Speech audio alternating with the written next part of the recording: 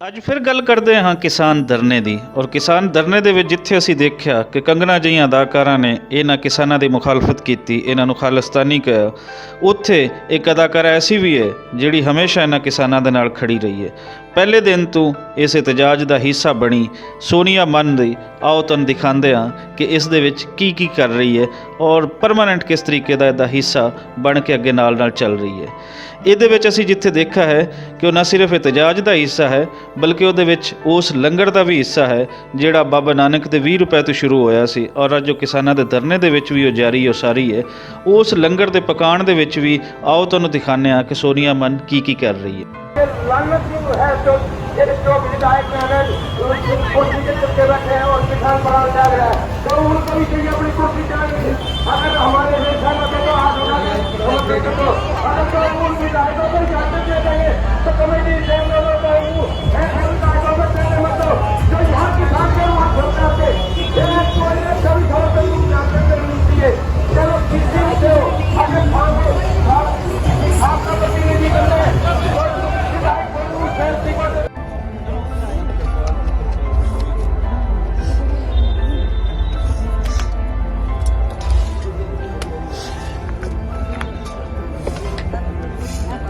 बन गई भाई रोटी।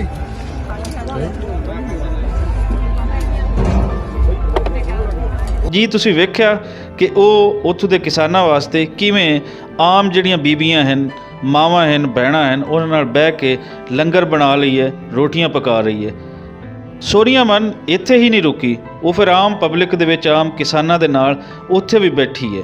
ਔਰ ਫਿਰ ਇਸ ਤੋਂ ਅੱਗੇ ਇੱਕ ਜਿਹੜੀ ਵੱਡੀ ਗੱਲ ਹੈ, ਜਦੋਂ ਟਰੈਕਟਰ ਰੈਲੀ ਹੁੰਦੀ ਹੈ, ਟਰੈਕਟਰ ਰੈਲੀ ਦੇ ਵਿੱਚ ਸੋਨੀਆ ਮਨ ਕਿਸ ਤਰੀਕੇ ਦੇ ਨਾਲ ਪਾਰਟਿਸਿਪੇਟ ਕਰਕੇ ਕਿਸਾਨਾਂ ਦਾ ਹੌਸਲਾ ਵਧਾ ਰਹੀ ਹੈ। ਆਓ ਤੁਹਾਨੂੰ ਇਹ ਵੀ ਦਿਖਾਉਂਦੇ ਹਾਂ।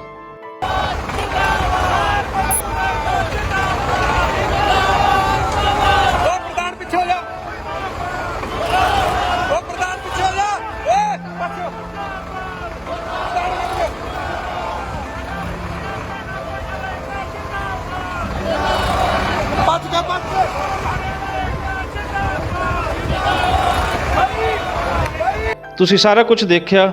ਹੁਣ ਅਸੀਂ ਤੁਹਾਨੂੰ ਸੋਨੀਆ ਮਨ ਦੇ ਖਿਆਲਾਤ ਜਿਹੜੇ ਹਨ ਉਹ ਸੁਣਾਉਂਦੇ ਹਾਂ ਕਿ ਮੋਦੀ ਹਕੂਮਤ ਦੇ ਖਿਲਾਫ ਔਰ ਕਿਸਾਨਾਂ ਦੀ ਸਪੋਰਟ ਦੇ ਵਿੱਚ ਉਹ ਕੀ ਕਹਿ ਰਹੀਆਂ ਹਨ, ਜਿਹੜੇ ਬੜੇ ਹੀ ਸਲਾਹਣਯੋਗ ਹਨ। ਔਰ ਜਦੋਂ ਤੁਸੀਂ ਇਹਨਾਂ ਨੂੰ ਸੁਣ ਲਓ, ਇਹ ਵੀਡੀਓ ਤੁਹਾਨੂੰ ਚੰਗੀ ਲੱਗੇ ਤੇ ਬਾਕੀ ਲੋਕਾਂ ਤੱਕ ਇਹਨੂੰ ਲਾਜ਼ਮੀ ਸ਼ੇਅਰ ਕਰੋ ਤਾਂ ਕਿ ਘਰਾਂ ਦੇ ਵਿੱਚ ਬੈਠੇ ਹੋਏ ਲੋਕਾਂ ਦਾ ਹੋਰ ਹੌਸਲਾ ਬਣੀਏ, ਕਿਸਾਨਾਂ ਦਾ ਹੌਸਲਾ ਬਣੀਏ ਔਰ ਇਹ ਕਿਸਾਨੀ ਲਹਿਰ ਆਪਣੇ ਸਾਰੇ ਜਿਹੜੇ ਹੱਕ ਹਨ ਉਹ ਮਨਵਾ ਸਕੇ। ਖਾਲਸਾ ਵਾਹਿਗੁਰੂ ਜੀ ਕੀ ਫਤਿਹ।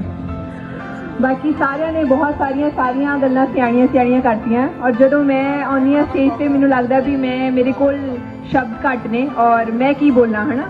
ਬਸ ਮੈਂ ਇਹੀ ਬੇਨਤੀ ਕਰਨਾ ਚਾਹੁੰਦੀ ਹਾਂ ਕਿ ਸਾਡੇ 4 ਸਾਹਿਬਜ਼ਾਦਿਆਂ ਦੀ ਸ਼ਹੀਦੀ ਦੇ ਦਿਨ ਚੱਲ ਰਹੇ ਨੇ।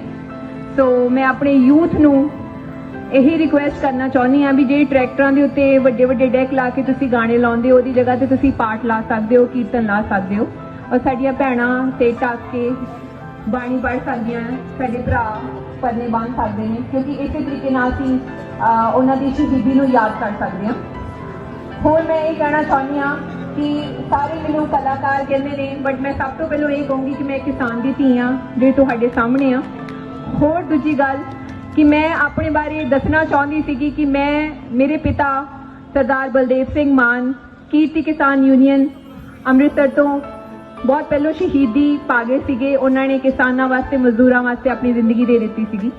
ਸੋ ਉਹਨਾਂ ਨੇ ਮੈਨੂੰ ਚਿੱਠੀ ਲਿਖੀ ਸੀਗੀ ਔਰ ਉਹਦੇ ਵਿੱਚ ਕੁਝ ਸ਼ਬਦ ਇਹੋ ਜਿਹੇ ਸੀਗੇ ਜਿਹਦੇ ਵਿੱਚ ਉਹਨਾਂ ਨੇ ਕਿਹਾ ਸੀਗਾ, ਨਾ ਤੂੰ ਹਿੰਦੂ ਬਣਨਾ, ਤਾਂ ਨਾ ਤੂੰ ਮੁਸਲਮਾਨ ਬਣਨਾ, ਨਾ ਤੂੰ ਸਿੱਖ ਬਣਨਾ, ਉਸ ਤੋਂ ਉੱਤੇ ਇੱਕ ਇਨਸਾਨ ਬਣ ਕੇ ਦੇਖੀ ਮੇਰੀ ਬੱਚੀ ਔਰ ਮੇਰੀ ਜੰਗ ਦੀ ਨਾਇਕਾ ਬਣੀ। ਹਮੇਸ਼ਾ ਆਪਣੇ ਕਿਸਾਨਾਂ ਤੇ ਮਜ਼ਦੂਰਾਂ ਵਾਸਤੇ ਆਪਣੀ ਆਵਾਜ਼ ਨੂੰ ਬੁਲੰਦ ਕਰੀ। ਸੋ ਮੈਂ ਜਦੋਂ ਜਿਹੜੀ ਵੀ ਟਰਾਲੀ ਦੇ ਉੱਤੇ ਸੇਵਾ ਕਰਨ ਲਈ ਜਾਂਦੀ ਹਾਂ ਤੇ ਮੈਨੂੰ ਸਾਰੇ ਬਾਪੂਆਂ ਜੀ ਦੇ ਵਿੱਚ ਮੇਰੇ ਪਿਤਾ ਜੀ ਦਾ ਚਿਹਰਾ ਨਜ਼ਰ ਆਉਂਦਾ ਹੈ। ਮੈਂ ਦੇਖਿਆ ਤਾਂ ਨਹੀਂ ਉਹਨਾਂ ਨੂੰ, ਬਟ ਮੈਂ ਰੋਜ਼ ਆਪਣੇ ਪਿਤਾ ਜੀ ਨੂੰ ਇਹਨਾਂ ਦੇ ਵਿੱਚ ਦੇਖਦੀ ਹਾਂ ਔਰ ਮੈਨੂੰ ਬਹੁਤ ਚੰਗਾ ਲੱਗਦਾ ਆ। ਮਤਲਬ ਮੈਨੂੰ ਇੰਨਾ ਪਿਆਰ ਮਿਲਦਾ ਆ ਹਰ ਇੱਕ ਟਰਾਲੀ ਦੇ ਜਾ ਕੇ। ਮੈਨੂੰ ਹਮੇਸ਼ਾ ਬਹੁਤ ਹੱਕ ਦੇ ਨਾਲ ਸਾਰੇ ਬਾਪੂ ਜੀ ਕਹਿੰਦੇ ਤੂੰ ਅੱਜ ਚਾਹ ਨਹੀਂ ਪੀ ਕੇ ਗਈ, ਅੱਜ ਤੂੰ ਖੁਦ ਦੁੱਧ ਪੀ ਕੇ ਜਾਣਾ ਆ।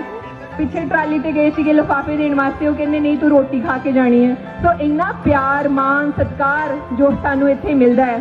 ਤੇ ਮੇਰੀ ਇਹੀ ਬੇਨਤੀ ਹੈ ਵੀ ਸਾਡੀਆਂ ਭੈਣਾਂ, ਮੇਰੀਆਂ ਮਾਵਾਂ ਜਿੰਨੀ ਵੱਡੀ ਤਾਦਾਦ ਦੇ ਵਿੱਚ ਸਾਡੇ ਇਸ ਜੰਗ ਨੂੰ ਜਿੱਤਣ ਵਾਸਤੇ ਨਾਲ ਜੁੜਨ ਤੇ ਬਹੁਤ ਵੱਡੀ ਗੱਲ ਹੋਗੀ। ਸੋ ਮੈਂ ਬਹੁਤ ਗੱਲਾਂ ਕਰ ਦਿੱਤੀਆਂ, ਬਸ ਮੈਂ ਨਾਰੇ ਲਾਉਂਗੀ, ਕਿਸਾਨ ਯੂਨੀਅਨ ਜ਼ਿੰਦਾਬਾਦ, ਭਾਰਤੀ ਕਿਸਾਨ ਯੂਨੀਅਨ ਜ਼ਿੰਦਾਬਾਦ, ਇਨਕਲਾਬ ਜ਼ਿੰਦਾਬਾਦ।